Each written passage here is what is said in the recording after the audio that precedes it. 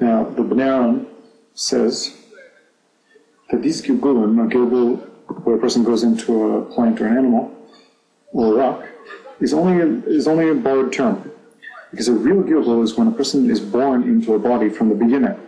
But here, only the nefesh goes into the inanimate objects or the animals, and it suffers there. It's not the whole body. Not the whole neshama, the nefesh, ruach, neshama, chayim, yechida, like we have by a gilgul by a person. And also, when a person goes into the objects, or animals, he remembers everything that he had in his previous life. And also, if he might also come into a person as in terms of a gilgul, in terms of the ibur instead of the gilgul. And there are three forms, basically, that a person can pass from one stage of life to the next. A gilgul, which is a certain part of the neshama that comes back. Not exactly the same part, but more or less the same. And it starts from birth. It doesn't leave the body until the body dies. An ibur is when a neshama comes in the middle of a person's life into a person, into a certain body. And why does it come in the middle of a person's life? Because the person is missing a few mitzvahs. Come into a complete gilgul he doesn't want. Because who knows if he's going to do any more of theirs and become even worse afterwards. So you should understand that a gilgul is even worse, even more difficult than Gehenna. It's better for a neshama to go through Gehenna than to go through gilgul. Why? Because look at your life here. Look at your whole life and try to see how much you actually enjoy it. Once, I was with the children, with my kids, in a Luna Park, in an amusement park. And there were tons of charedim, it was really packed. Everywhere there was all sorts of, there were lines. The whole day we spent there. We went from place to place. When we came home, I said, let's make a calculation. How much did we actually enjoy? How much time did we actually get to have enjoyment and not waiting in line? We came to a conclusion that we were about 17 or 18 minutes on the rides, and all the rest of the time, the rest of the day, we were either eating or we were in line. So, like this is the whole life. We're really, really hungry the whole long period of time, and then we eat a steak. So how much time do we get pleasure for? A few seconds. It passes the throat, and that's it. Afterwards, we go on to the next pleasure. But all the pleasures that you have in life is almost nothing.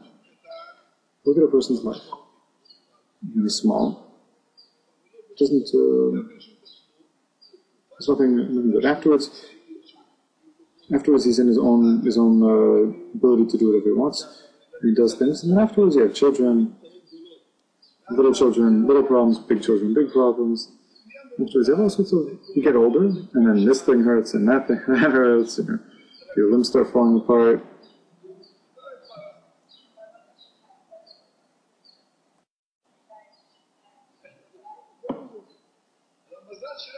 And it's our luck that it happens slowly. Can we get used to it? If a person would wake up in the morning, and in one moment he would be 20 years older, he would look in the mirror, he would scream, it would be scary. Now you get a wrinkle here, a wrinkle there, the eyes, their hair gets white, the teeth fall out, your eyes don't work so well. You get used to it, you like yourself. It happens slowly. If it happened all at once. It's very important for a person how he looks. My mother got out of, when she woke up from her unconsciousness when she was sick before she died, well, we were all standing around the bed, and she looked at her daughter, and she said, and the first question she asked after she woke up, after a week of being unconscious, she said, how do I look? Take care of me, help me look presentable. When you realize what, after a week of being unconscious, what the first question is. It shows just how important it is to a person the way he looks. It's still, however important it really is, the body is a body. When a person dies, all the wrinkles that he was worried about, they all turn to dust in the head. In any case, I'm not trying to say these things in order to make a person feel bad, just that a person should understand what's important to him as well. If you think your body is what's important to him as well, and look at what happens to the Hollywood stars when they start getting older and they stop looking so nice. It's one of the biggest difficulties for them. Last Friday, I heard the news was driving the kids, pick up the kids, and they interviewed a certain model, a woman. And she deals a lot with sick people, sick boys that have sick children that have the matwa. It's very interesting. You know, a very successful girl. They were asking, and how does she have time to take care of, sick children? So she said something. They asked her, like, tell us a little about your life. And she said that us stars, Hollywood stars, or some type of stars, models, were very lonely.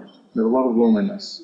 It looks from the outside that we're shining, and everyone wants to be close to us and friends with us. But after all the beauty and everything, there's a lot of loneliness, a lot of emptiness. The person tries to go into the life, the first thing they're afraid of is that someone's going to try to use them in some way. It makes them scared of people, things like that. And this glory that they have is very short, maybe 10 years, 8 years. That's the years of glory, and they're Hollywood, and that's it. What else is left? Most people that I knew that were 70 or 80 years old, they look back at their life, and they look at their children, and they say, oh, it's too bad I didn't bring more children. Didn't have more children. They realize at the end that the continuation is left by them, the children they leave. Notice that, if a person has children, all of them going in a bad way. That's very difficult. It hurts the heart. And a certain woman called me, a blind woman, has one son. She wasn't a religious woman. But her family was Holocaust survivors, and she had feelings towards tradition and Judaism. And her only son said to her mother, that he wants to get married. She wants to get married to a certain woman. And the girl comes over to the house, and they talk, and start talking. And it turns out that the girl is not Jewish. What does it mean she's not Jewish? Her mother, her grandmother, had a conservative conversion.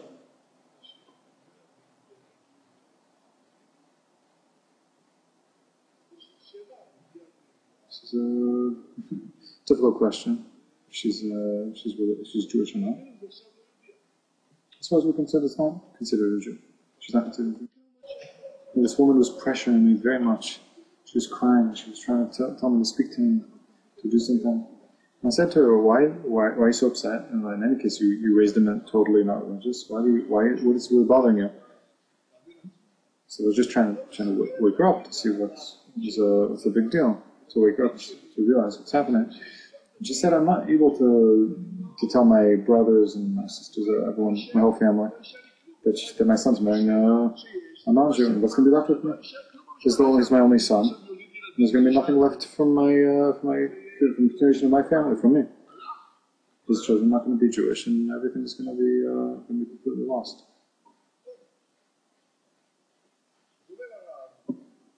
So the Rav says, I'm going to write a little bit about the punishment of people that come to all sorts of gilgulim for kapara on their averos. There's almost nobody in the whole world that could be saved from this gilgulim.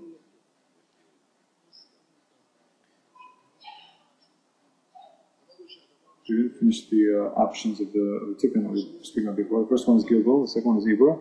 We didn't mention the third one. We didn't explain why a person has to come in Gilgul. We're going to say there's a person, there are people in this world, and because of all sorts of reasons, he wasn't able to do certain mitzvahs. For example, for 2,000 years before this generation, all the Jews that lived in Chutzlaret, lived in the mitzvah of Yeshiva Eretz Yisrael. We're here, even though we're not on their level, but still we have this mitzvah. They need this mitzvah to get the tikkun. Because when they come out of this world without this mitzvah, it's not going to be it. For this reason, therefore, there's a lot of Iburim. Because they need this mitzvah of Yeshiva Eretz Yisrael. And they come into us in order to experience it, to get this mitzvah. So if there's a certain tzaddik, that for a certain reason he was forced, not able to be the kind of certain mitzvah, he wasn't able to come to Eretz Yisrael, to do Yeshiva Eretz Yisrael. They had to live in Chutzlaret. They were lacking this mitzvah, this mitzvah of living in Eretz Yisrael.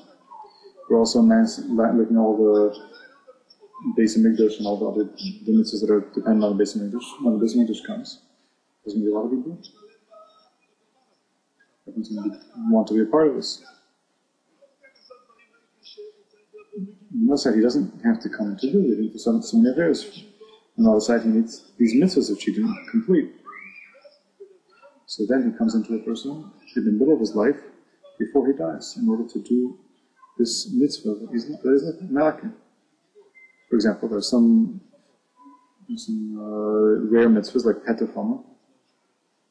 Not all person could do the mitzvah of petafama. When a person does this rare mitzvah, there's a very big chance that a lot of Iburim will come into him. Because he's about to do a mitzvah that a lot of people didn't do it. And if there are some tzaddikim and shemayim that are attached to this person's idea, then you can come into him at that time. When you go into him, this person benefits. Why does he benefit? Because he gets a big push of kedusha from this person who comes into him.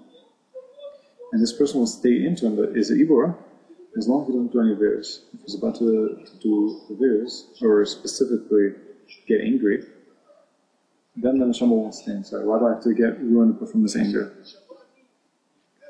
So from the moment that this neshama comes into this person, and he feels all sorts of uplifting experience, if he knows if he does certain averes, then the neshama will leave, and he's going to lose his fish. On the other side, there could be a concept of Ibor that could damage. The person doesn't avail. And there's a certain neshama that's floating around, that's very much attached to this sin. You can go into it. And all of a sudden, this person, he could do all sorts of very bad things. If you ask him why he doing all these bad things, he say, I don't know. Something came into me, I don't know. And really, it could be something went into him. And something that went into him could be two forms. It could take a tramp, or it could throw him off the fences. If he's taking a tramp, so he pushes him to do averes, but he doesn't go into his mind and doesn't drive him crazy. It just pushes him from the outside. If he tries to take the steering wheel, then it's called a dibuk. It's a much more difficult situation to deal with a dibuk.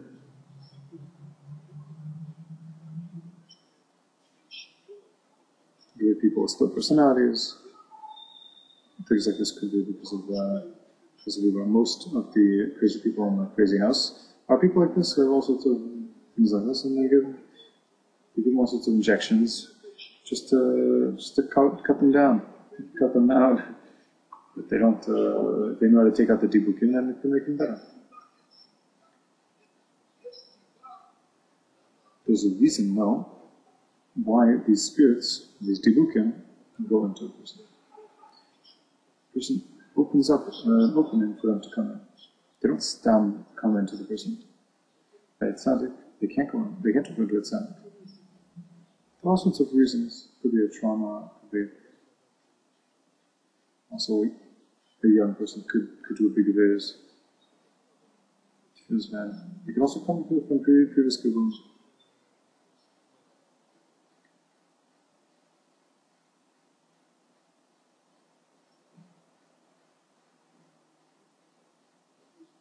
So we can get the dibukim out sometimes from doing mitzvahs.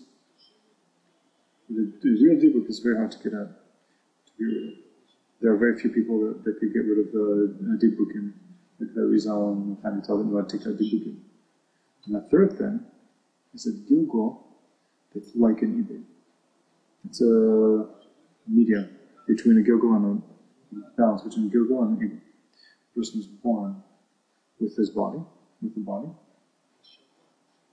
Neshama that's born with the body, but still is taking like a tramp, taking a ride. He has to live with the neshama, with this from birth till death. Can't leave in the middle. But it doesn't drive. It's not leading the person. It's sitting next to the driver. In general, the driver is what you feel you feel yourself. And if there are other neshamas that are, if there are other drivers that are, if other people that are there being a tramp, taking a ride, then the driver is very hard for them. The one who's taking a tramp, taking a ride, he's experiencing, he could affect a little bit from the side, but he's the one mainly experiencing. Sometimes you feel certain feelings, and it could be coming from them. It's not that the other person's mind, the one who's taking a ride, comes inside of them, but he feels feelings, or he feels like a voice inside of them, do like this, do like that, and I think it's himself. And this voice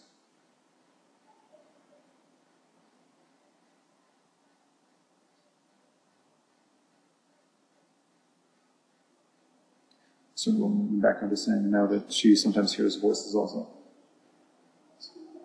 So RABBI continues, it says, it's an Odi that says, speaks the word of Sefer. And it says in the beginning, that he wanted to kill himself. When he was very young, he wanted to kill himself. And he felt like there was no point in life. So he decided at night that he would drink he'd have some sleeping pills.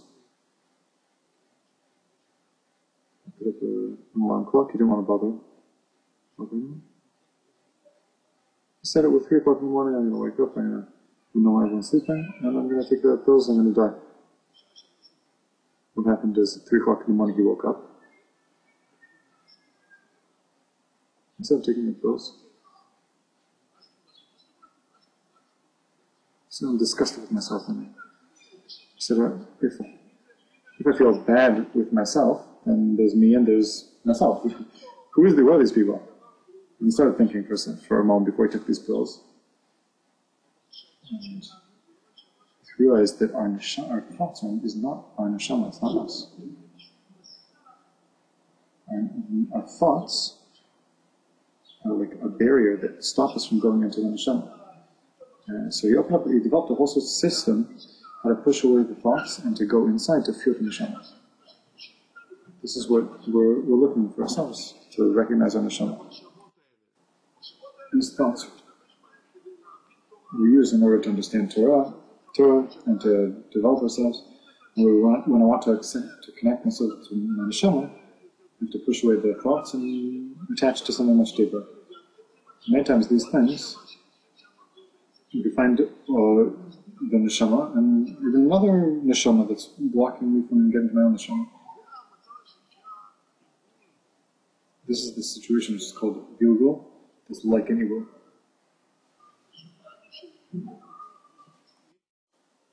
It benefits only from the mitzvahs. It doesn't get damaged from the virus. It gets damaged only from the fact that he has to be sitting around Russia the whole time for 70 or 80 years. It will only get pleasure from the mitzvahs and from the virus. They won't be judged from it. So it's good for him on one side, but on the other side it's very difficult to be with Russia for 70 years. Not a good experience. This is part of the tikkun that he gets in this world as the Ibor.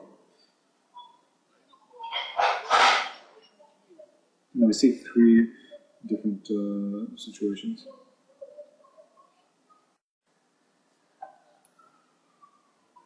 And you learn from this. When a person speaks to people, just be very careful.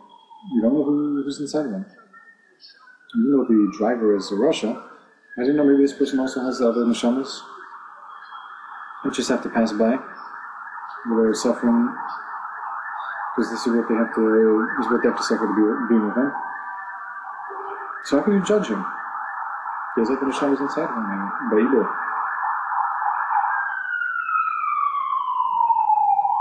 Sometimes they give you this Nisayon to be next to a bad person. That's why you have to give good to him, not just to the person who's next to you, but also to those neshamas that are experiencing life with him. If you do good things for him, then also those neshamas will want to give good back to you.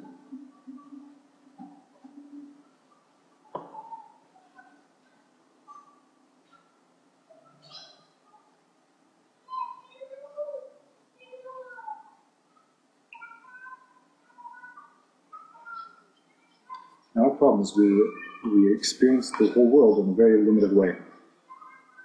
A bad person, you hate him right away. So the problem is, if you look in this house, I've been living in this house for about 30 years, and there are the others that live in this house, they feel like this house is really theirs. There's fighters here that live in the corners that have been here for a few years, and they're sure that this is their house. They feel like I'm just a guest. Our perception of the reality is very, very limited. Today, for example, during Kriyashma, I picked up my tzitzis to kiss them, and for some reason, I decided to look at the tzitzis. So I looked at all sorts of little brown dots, and little sand or dirt around those on the tzitzis. And I thought to myself, if they asked me, they showed me all sorts of different types of tzitzis, and they asked me, which tzitzis are yours? I wouldn't be able to recognize them. I've been dabbling with this talis for 20 years, and I don't even recognize it. I don't even know it. One little aspect of recognition, it's not just this. Do I know my children? Do I know my wife? Do I know my own house? I live in a certain dream of my own existence. If something happens, chas v'shalom, sometimes a person says, "Oh, I wish I was better friends with them. I wish I want to know him better. I wish I knew him better." There's no end, though. You put in your effort into one thing. You have 11 children. You can't put effort into other people. You can't help other people. You can't connect to the whole existence. We only attach ourselves to a very, very small percentage of the real existence.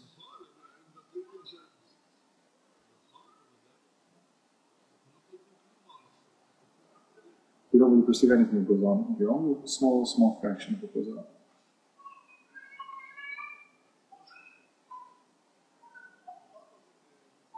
We spoke in previous shiurim. We spoke about the neshama is chelek kamima. The Kadosh Baruch Hu gives a part, and that's a chelek kamima. The person is born, and it sounds what the parents give. It's the clothing that's on dresses the neshama. And it comes from the parents. And the type of tzelem is dependent on what the parents were thinking at the time they were together.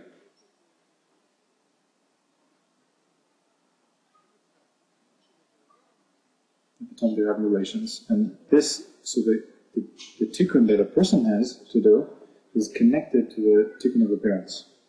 This is what obligates the child to give kibbut abayim, because the parents gave the clothing for the neshama, of the child.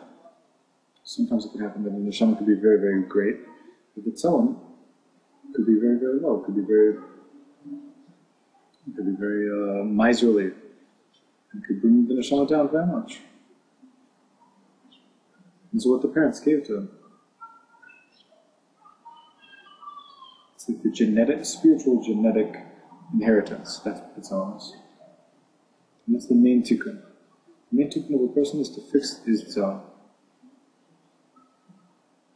The neshama, we said, it's dependent on three different things. Where was another Rishon? Where it followed after another Rishon sinned? And what happened in the previous couple? Where it started, where it ends. That's the potential from the beginning to the end. What was in the middle also affected a lot. All the Gibun. A person has a lot of children, you can see right away. A child you see right away is midas from a very young age. Miserly child is going to be miser even when he was a little kid. A different kid is going to even give the bamba to the fish. It's not something they teach him. That's how he is. It's a nature. A bad kid, from a very young age, he's already breaking the cat's tails. Nobody ever taught him to do it. It's just like that. There's certain type of anger inside him. His whole life he has to fight against these bad midas. If he's successful, it is possible. The person has the ability to change midas. The main photo is the Meteka Mitzvah, this levush. The Neshama we don't work with so much. Maybe in the next Gilgal,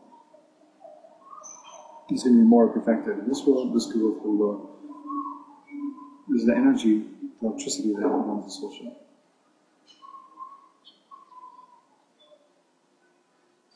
So the Neshama itself is also set based on the parents, but the Kudus Baruch Hu gives it. So what the parents were thinking about, that's the first thing. The second thing is if they Kaddish themselves, if they wash their hands before. And the third thing is if they know the ways of Hashem, meaning what time to be together, what time to have relations. Is it between Erev Shabbos, after Chatzos, and Yom Kippur in the middle of the day? There's a difference. Depending on, that would cause different type of Hashem to come down.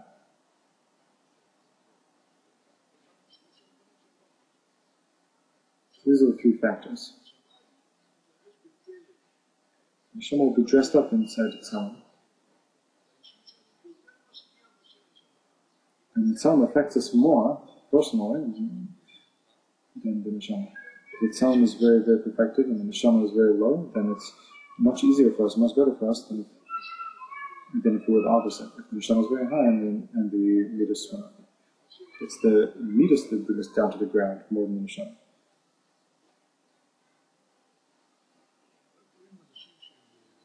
Sometimes the people that are far from Torah, but they have amazing leaders.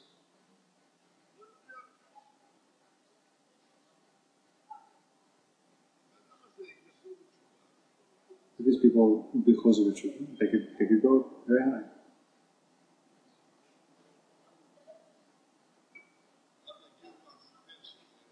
Rav Yagin once told a story about a parents who had young daughter. They want to save money, so they put her in a religious family. She sees every time in Gan that they light Shabbos candles.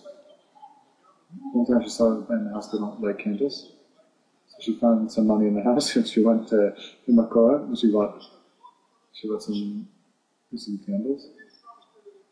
She put two nearest neshamas, and the parents see what she's doing. And then Neshama's lit, and and the parents said, "What are you doing?" And she said, "Oh, I lit one for you, one for mommy, one for Tati." And they were closer to children.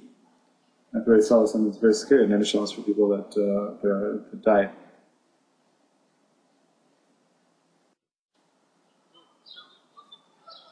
Now, one more point that we spoke about.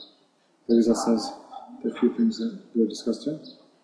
And the person is going to Kafakela. What is Kafakela? We spoke about Gilgul, Ibur, and the Gilgul that's like Ibur, and we spoke about Ganon. We mentioned Ganon, I guess.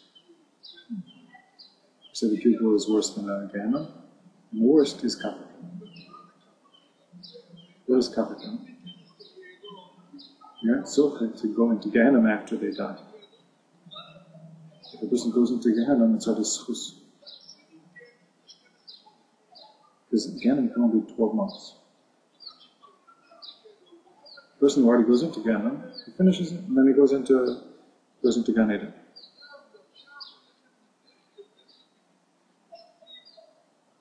The neshama goes in from Gilgal to Gilgal, also to become to Dorim, Sinachai, Dada, and Kafika.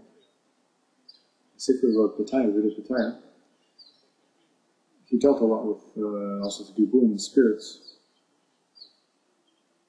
The Sefer is called Neshamas Musafros. And he speaks about a story about how he spoke to a dibuk of a person. He said, why did you go into this person? And the dibuk said, when a person dies, the person needs a little, this is a side thing, it's not what Vida Pitaya says, but the person needs a lavush. And that lavush becomes his spiritual body that will get reward or punished from. If a person has no body with which he did mitzvahs, then he'll be without anything. The nefesh is made through actions. If he doesn't have actions, then he doesn't have actions of mitzvahs, and he doesn't have a lavush for the nefesh. And through speech, he gives a lavush for ruach. If all the time he's just saying lashon hara and never saying good things, there's no lavush for his ruach. And the lavush for the neshama is machshavas, a person's thoughts. If a person's always thinking bad things, how to steal, how to do bad things, then he won't have a lavush for his neshama. What will happen to a neshama like this? Doesn't have any lavush, doesn't have any clothing, so to speak. He's alone. So he says that as a neshama was running away, and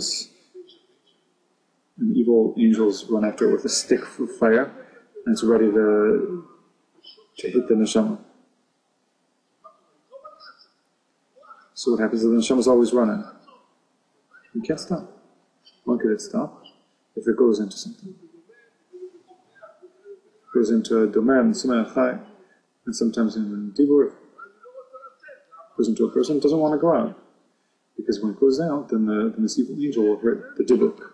That's how the dibuk goes into a person. And this is what's called kafakela. These dibukim are in kafakela. And the reason says here, sometimes they go into Gilgal for 20 years, 100 years, or 1,000 years. It all depends on the sins that a person did in this world. The tzaddikim and Tony Chamin, the fire of Ganem can't roll over them, can't burn them. So if there's tzaddikim or people who are in Torah, if they also do theirs, they have to come back in a Gilgal. They can't go into Ganem, since the Torah protects them. A woman, on the other hand, since she doesn't have a mitzvah to learn Torah, she never has to come back in the world. She could always go into Ghana. And she does come back, yeah. Could be because she wants to help her husband.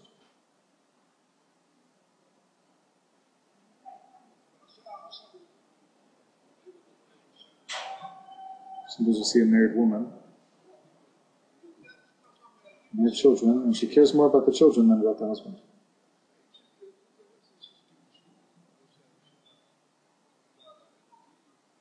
Sometimes people get divorced. Instead, they focus on the children. Sometimes it's exactly the opposite. If a woman comes here for her husband,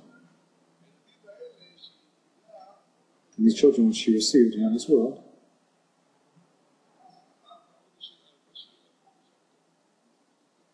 the reward and punishment will for sure affect a little bit, but the main thing is her husband. She's not going to be with her children in Gan Eden. She's going to be with her husband in Gan Eden.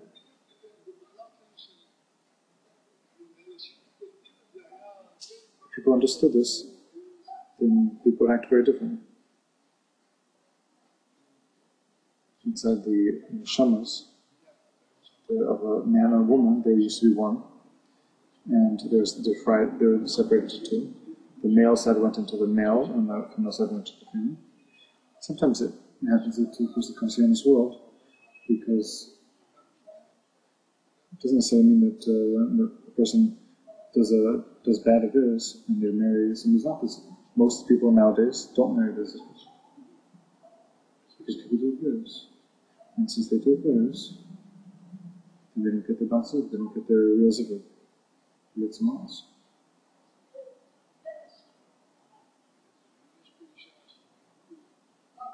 If there's a woman who's the giver, she's in charge. She could have chosen not to come back to this world.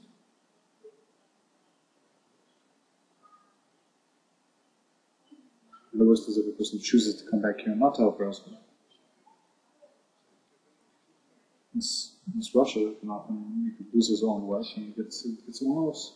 These generations are very difficult. These generations this happens a lot.